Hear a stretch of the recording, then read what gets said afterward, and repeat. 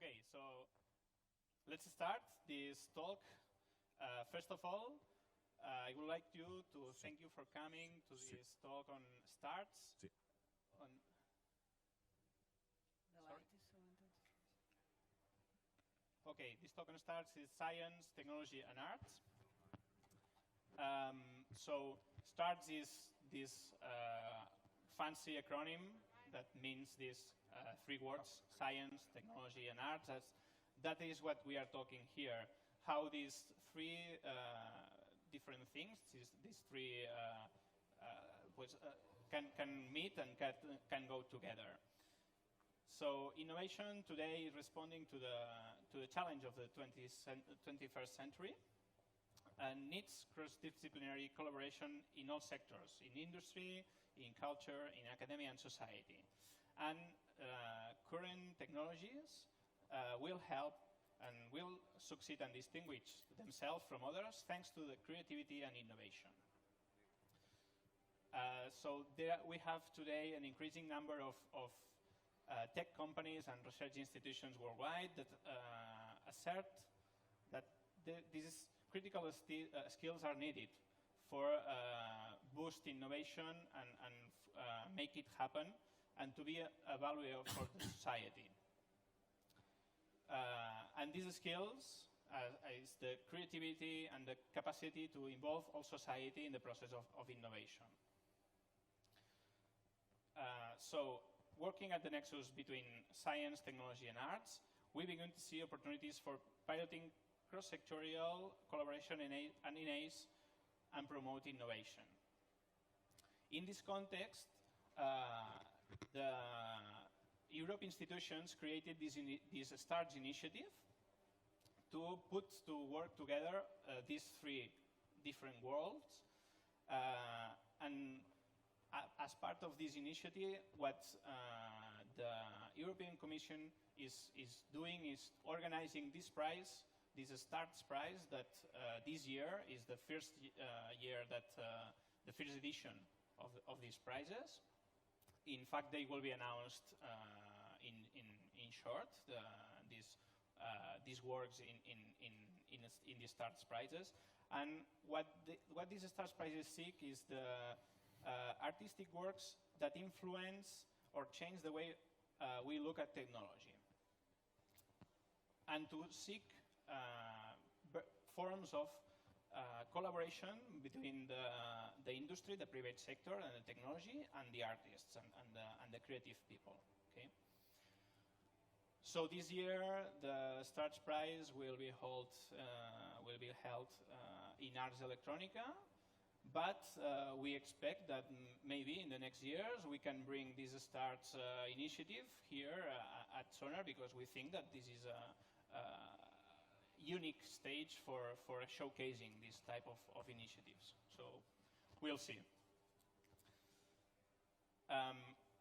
So just to summarize this introduction, innovation, what we talk here is innovation at nexus at the science, technology, and arts. And I make this a special emphasis on arts. But the questions that we want to discuss here is how this combination, how arts and scientists can work together and make innovation happen. And is there any practical works that are making this right now? So is this right now happening, and how? So for this we have this board of experts that will talk about technology, about creativity, and about arts. Okay. So before starting, I will briefly introduce each one of you, and well, then each one will have a turn of work of maybe about 7 minutes. So every one of you will have the opportunity to talk about your experiences. So here we have, in order, we have Stephen Dunne. Stephen Dunne comes from the Starlab. He's the managing director of Starlab and Neuroelectrics, which is a very renowned firm in the field of brain-computer interfaces, and neuroscience, so neurostimulation and neuromonitoring. So he's a leading person in this company, and he will talk us about the experiences that he has with his company on arts and combining his technology with arts. We have also Xavier Bové, which is a visual composer and director of the International Mapping Festival of Girona, which is upcoming in the next month. So he will talk about his experience as visual composer, more on maybe on the side of artist, but with this bridge with technology. And he will talk about a very interesting technology, which is mapping, and which is already being applied to boost creativity and to work with artists. We also have Denisa Gibovic. Denisa is the CEO of Blue Room Innovation. So I also come from Blue Room Innovation. We are organizing this talk, and he will talk about the technologies that we are developing, these advanced technologies and these digital technologies, and how we think that they make fit with the creativity and the artist way. And also Luis Miguel Girão. So Luis Miguel is an expert, an artist, is transdisciplinary artist and researcher, and is passionate to explore how technology is a tool for creativity expression. Luis Miguel is founder of Arthsare and also is an art expert for NATO. And he will tell us more about this STARTS initiative and how the European institutions are boosting and are making this happen. But first of all, to introduce this, we also have with us, okay. We should have Ventura Barba, but I think that has been some problem and we cannot have here. It would be a pleasure, but okay. So we go on. And we can start maybe with Luis, and if you can explain us something about this STARTS initiative. Thank you. Yes, I can explain some stuff, I think. First of all, I would like to thank Sónar. I thank personally to Ventura already. We are very happy to be here presenting at Sónar. It's not the first time, but it's a much more impressive way to do it. I would like to also thank Blue Innovation for having the initiative of putting up this round table here. And when I say we, I say the European Commission. I have to explain I am not a European Commission officer, but I'm representing the European Commission. And the European Commission is willing to continue collaborating with Sónar in the future and actually engage Sónar and all the companies and artists that are involved in future activities. So you will hear more about the European Commission and the STARTS initiative. So it was explained already pretty much well what the STARTS initiative is. So I guess I will start by where I stopped last year. Last year, in a different panel, very, very small panel we had here, I was claiming that actually what we can see now as the arts coming to the fields of technology is comparable, and I see its origins in the Fluxus movement from the 60s, where artists were trying to get out of the galleries. And one of those actions was to break pianos, and the art people related here know that even today in New York and in many other capitals of contemporary art, breaking a piano, it was a symbol in openings to actually open up artistic participation in society. This is the way I see it. Somehow, nowadays, in technology, it's happening the same. That's why you see in my PowerPoint over there, the little image, you see people breaking a piano and some other people breaking a computer. Because that's actually what we need to do in technology, and it's what we are doing in technology. We are getting rid of the computers as the main center of interaction with digital systems to put it everywhere else. And the name of this, in European terms, is Internet of Things. But also I would like to refer to Brian Eno, knowing that he's here and he opened up. We have things in common. We both come from the, the guidance of Roy Ascott. And Brian was both Brian and myself studied with Roy. I still study with Roy. But Brian became very famous with this phrase that you see there, say, stop thinking about artworks as objects and start thinking about them as triggers for experiences, which means exactly this, that we are getting rid of objects to become more embedded in life, in real life. Actually, the phrase is not from Brian Eno, it's from Roy Ascott. And this says that we are blending everything in society. And even at an European level, the Commissioner Carlos Moedas, the Commissioner for Research, Science and Innovation, says that he thinks that more and more we all understand that innovation in the future will be on the intersection of arts and sciences. And it is in this sort of blending that already was explained that START sits. START sits in bringing the arts to the context of science and technology, but mostly connected with industry. The relation with industry is extremely important in this context, so we can actually have a clear impact in the technologies that reach the population. And actually, a very important word for us is participation. What sort of technologies does the population need? What do we want for our lives? And industry is actually becoming aware of this need, the need of participation, of better understanding what do we want from technology. So that's where, how can the arts help industry innovate in technology?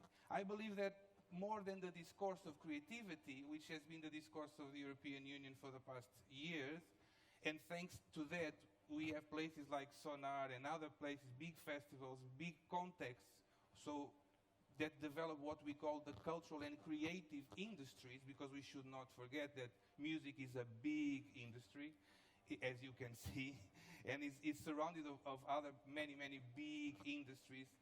And of course, and again, Sónar is the best example, is driven by technology. Without the DJ deck, there's no new electronics, okay? So this is where we think that beyond this idea that is already being established, that we need a creativity sector that exists in Europe, and I hope it's going to lead, we need more than that. We need to bring artists to actually have an active participation in developing technologies, in hands-on research. So that's why I say I believe it's more than creativity, it's more about creation. It's about dialoguing and establishing dialogues in research teams, and with research teams, with participation of citizens trying to understand what they really want from technology. So in this, it is important for you to refer the context of the Commission. In the Commission, there's something called Horizon 2020. And I have to stress and say that we are all reminded that the fact that the European Commission and the European Union exists is to promote cooperation between European countries. And this is extremely important, is for us to cooperate. And the main aim and the main instrument of cooperation in science and technology is the Horizon 2020 program. So already in the Horizon 2020 program, there's a small €8 million call that is being implemented to experiment with integration of artists in technology. And also there's the STARTS prize that was referred previously. This is an example of a project that can be supported by Horizon 2020. It's a Horizon 2020 project. It's the Brain Hack project that brings scientists, artists, and again, general public into the same place to talk about human brain generated signals or human brain interaction.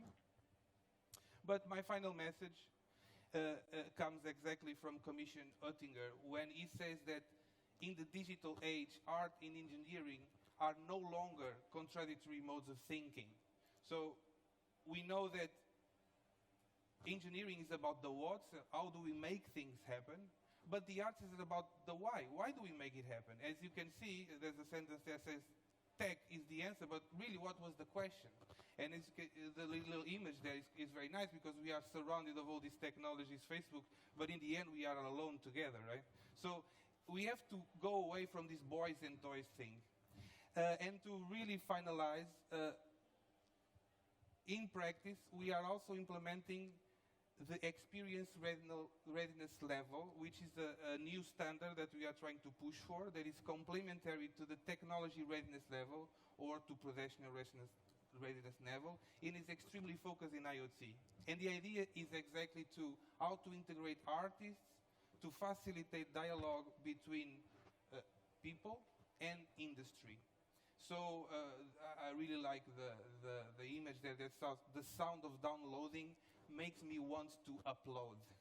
So it's again that technologies of participation are really important, as we can see here. So we really, together as European citizens, build better lives to ourselves. Thank you. Thank you, Luis Miguel. Thank you for your vision, and I think that we have now clear this STARTS vision. Please, Denisa, tell something more about us, the technologies, and how technologies can boost this meeting with the arts. Okay, thank you. Good morning, everyone. Thank you for coming. It's great to be here. We at Blue Room Innovation, what we do is we help companies basically and businesses to enter the process of digital transformation. What does it mean? It catch up on the train of changing world we are living in. Our lives are full of technologies. They changed our lives already, and we think that our lives will be changed in the future in a way we cannot imagine it right now. We come from artificial intelligence, so basically, so far, we worked with companies, with scientists, but already in the last years, we thought, no, we need to open this up to creative people, to artists. We need to convert into an open innovation platform completely, because if we are looking for solutions which are really different, then we need to open this up to people who can make it different.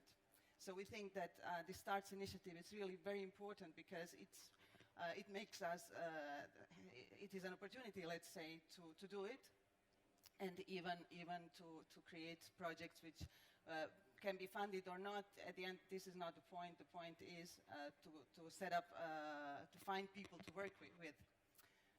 So from as I told you, our main point is always technologies change our lives so much.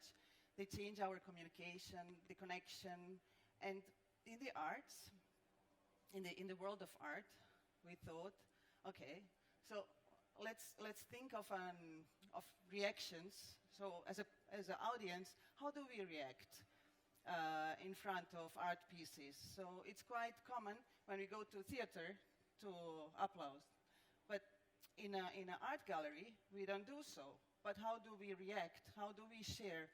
Not only if we like or not, it's not about Facebook or retweeting, but about sharing of my own experience, of connecting with the creator. So in the way we can really create together, because as you said, it's about including the whole society into the process of creation.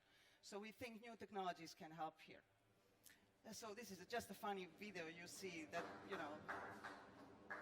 people reacting in front of art pieces in a way that has no impact, because this no one sees except for people who pass by, and they think, what's wrong with you? You know, it's not the way to react. So, the next video, I want to show you our vision with the technologies we use, what we think how this could look like. You know, we have old social network data. We have so many data. We have data everywhere. We have technologies which have the possibility to analyze them, to understand the needs, the behavior of our customers, to catch their opinion in the moment when they experience something. Not late, also later, also before, it's important, but is the moment to understand what was the stellar moment of my piece, of my artistic piece. In which moment did this really move something in the person? So this is just, let's say, a short video to represent what we think by inclusion of our technologies and connect them to the world of creation and arts. Then also we looked for inspiration, and in the last years, and then we thought this is really good idea. I mean, these people, what they did is they visualize the tweets, the social media data, and sentiment. They make data and sentiment analysis, and then they represent it as a piece of art in itself. So it's a quite good idea of this Habitat company from New York City. So the technology turns to be a piece of art in itself, and this we observe all over again. Also, the people from Knowledge Capital Osaka, they invent this kind of robots which change our communication. So I, as a person, multiply, and I can be in many places at the same time. You can imagine that this can be very useful, but just imagine and funny as well. But there are other examples, and I think this body painting example is really something what shows us how these boundaries between reality and virtual, and we want to underline this many times, they are disappearing completely. There will come, we think very soon we will not make any differentiation, but this piece of art is make us think. You are not sure when you see this. Is there a person behind this? Is body painted and in the frame, or is it, what is it? And actually it's an LCD display which is painted, and there is a video projected on the display. But it makes you this confusion, no? So just to make you think that this is really happening, that arts and science are creating new things. Just like these virtual reality helmets, which are a piece of art considering their design. But the person who is living the experience is somewhere else, and the person who is looking from outside is seeing something else. So this is just something what inspired us, and what makes us think that how technologies really influence the experience of arts. We are working currently on the concept of uniqueness, because what we understand, there is a lot of struggle of keeping to differentiate what is in the digital world, what is original, what is a copy, and it's also a big issue for artists, because in a way you want to know what is the original piece. So with some new technologies which come from, let's say, smart chain and smart objects, etc. We want to apply this and to find ways to make this differentiation, and maybe this can be useful. So finally, just to finish up, this is another example of a complete fusion of art and technology. This helmet reacts on the thoughts. It's connected with sensors, so it changes depending on the thoughts you have. So for us, really, digital transformation means co-creation, connection, and creativity. We are completely convinced that there is no other way but to work together scientists, artists, and technologists in order to create really different and new solutions. And we are inviting you to contact us and start talking about new projects related to all this interesting topic. Thank you. Thank you, Denisa. Thank you for this interesting message about technology. And now I will pass the word to Stephen, who will talk us about also technology, but I think that also about science and how technology science can work with and can fit from art. Okay, good morning, everybody. So we're a research company, and that's what we do. We do research in neuroscience. We develop medical applications primarily, and what I'm going to talk to you about today is not like a vision we have of how this should work. We just know it's interesting, the combination of what we do and art. We're still figuring it out.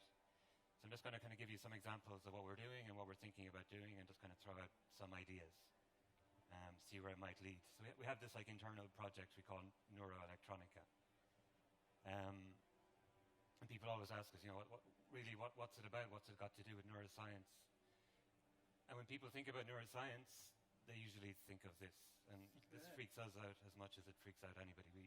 We don't like to think about this at all. For us, this is a much nicer idea of what we do. We digitally connect to the brain.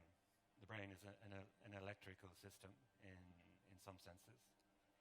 So for us, really, we're just dealing with signals. We get signals from the brain, and then we work with that. Okay, so all of that we achieve through a device that we developed. This headset basically has 32 channels. We can record brain activity from anywhere in the brain, and we can modulate brain activity. So essentially, we have a read-write system for the brain. We can see what's happening, but we can change what's happening. We can do closed loop. It's all real time. So there's a lot of applications for this in the medical world, but potentially a lot of applications outside the medical world. We also do a lot of work on modeling. So what's happening in the brain when we put currents in. And this allows us really to target different parts of the brain.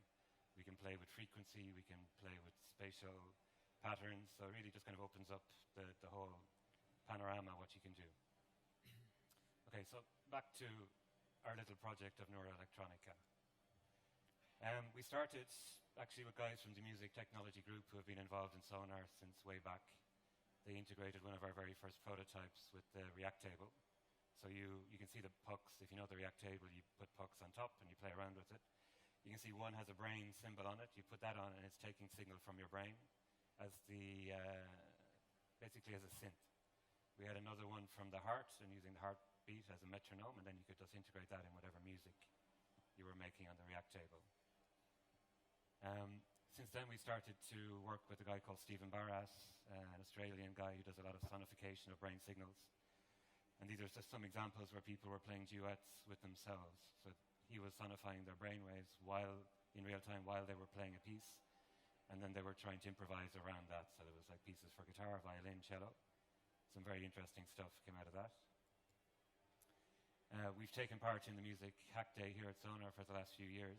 I think it was last year or maybe the year before. These guys won, I think, first prize with a system that was measuring emotion to select the next track based on how you reacted to the previous one.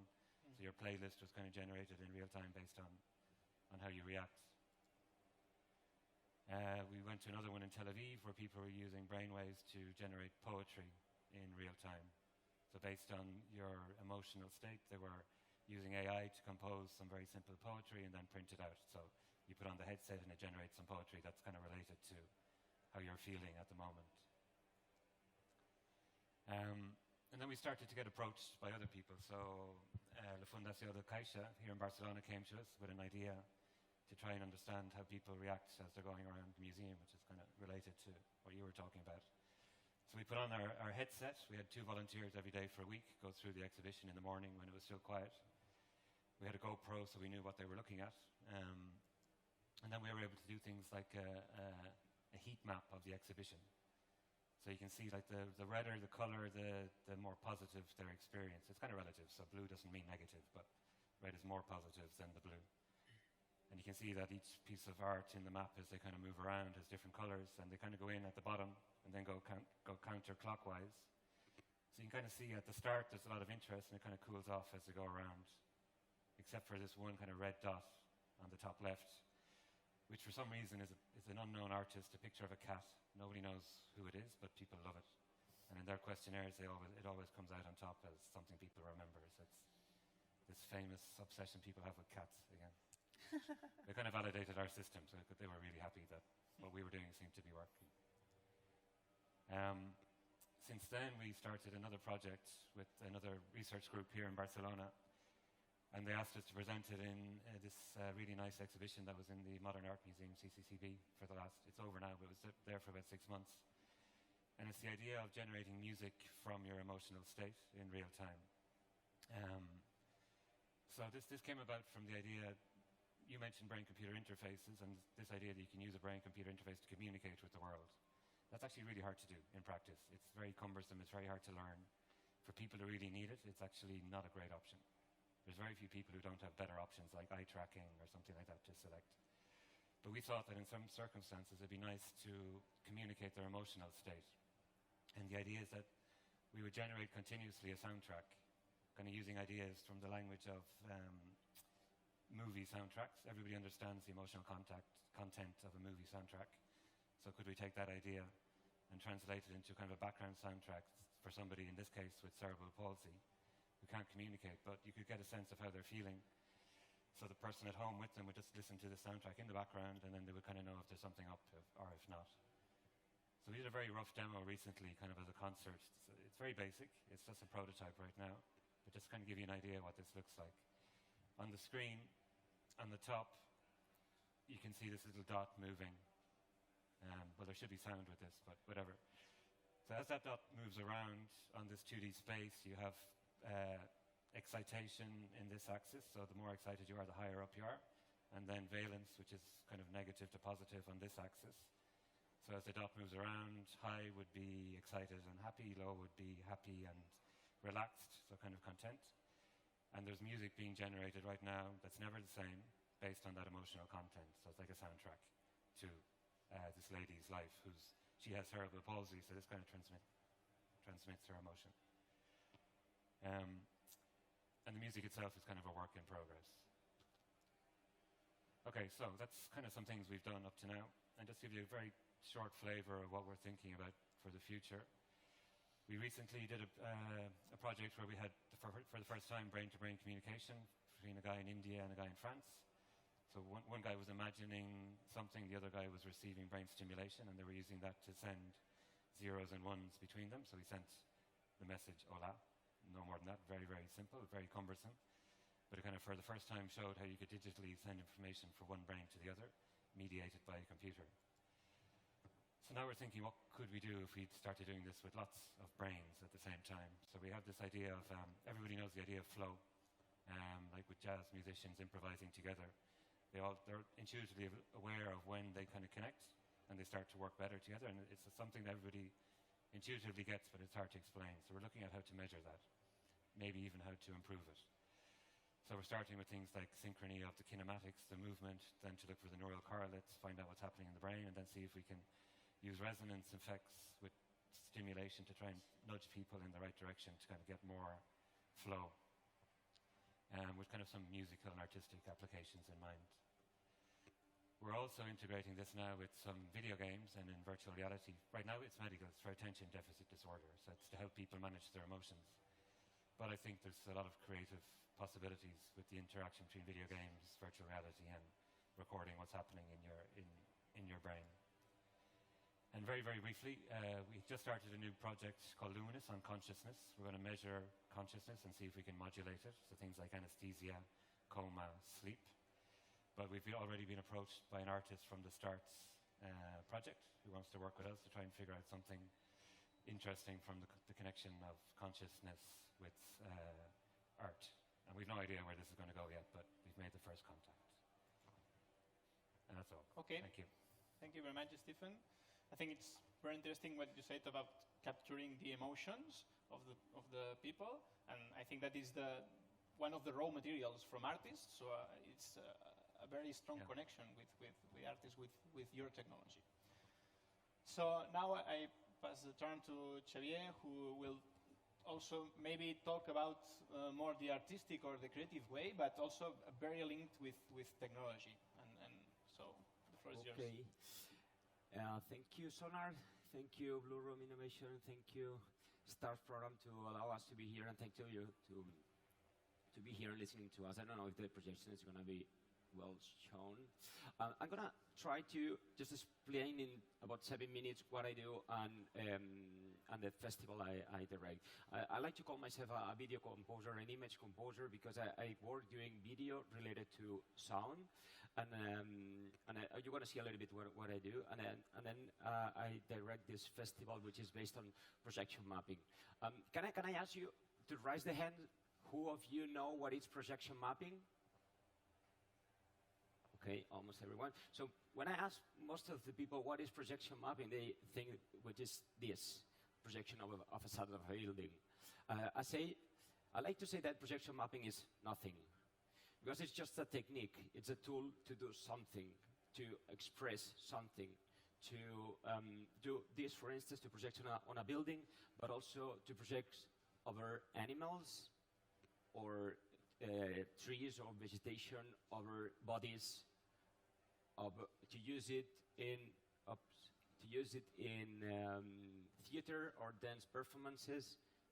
I hope you get the idea, even if it's shaky. To do installations, this is from Johnny Le Mercier, or to give experiences like this. This is Lebedichev from school mapping that gives like a narrative story on a table, on a plate, before having meals. So you choose what you're gonna eat, and you have a little story on your plate before eating it. But I like to go back to the roots a little bit to explain how we end up projecting over facades or different surfaces. Just to make the resume, for me it's, thank you. For me, the projection mapping is just to create video content to be projected on non-typical surfaces, on unusual surfaces. That could be like three-dimensional, or could be not a square, not a screen, not a non-typical places we know. It could be a bottle, it could be a glass, it could be a car, it could be a huge facade, so whatever. So let's go very fast back to the roots. It started in the Paleolithic age. You probably hear about camera obscura. It's like a little hole, and when there's light outside, you have the reflection of the image inside in this cave inverted. So that's how our eye works. And it's been used for in many things, in many arts, and also in the ancient Greece, that they used that to impress people. So there was one eye giving some light in one part, which was dark, and in the other one, with some light, and through that hole was inverted the image and projected on top of something. Then it came the magic lantern, 17th, 18th century. It is a lantern because there's light, and magic because they were projecting images on something. No? And then they started to do some kind of histories out of that, projecting two different lanterns or whatever.